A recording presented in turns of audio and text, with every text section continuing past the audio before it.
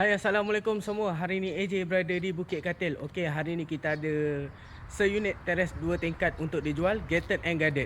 Okey, macam biasa AJ akan ceritakan korang dia punya detail sambil belanja korang house tour. Jom, kita tengok rumah. Okey, rumah ni berkeluasan 22 kali 75, 4 bilik tidur, 3 bilik air dan 1 store. Jadi memang sesuai sangat kalau korang tengah cari rumah yang lebih selesa untuk keluarga. Lebih menarik lagi, rumah ni di kawasan gated and guarded. Kepada yang sukakan rumah yang tenang dan privasi, rumah ni memang khas untuk anda. Selain itu, di bahagian belakang pula, ada lebihan tanah lebih kurang dalam 10 kaki. Antara pilihan yang anda boleh buat adalah tempat dobi ataupun dapur basah.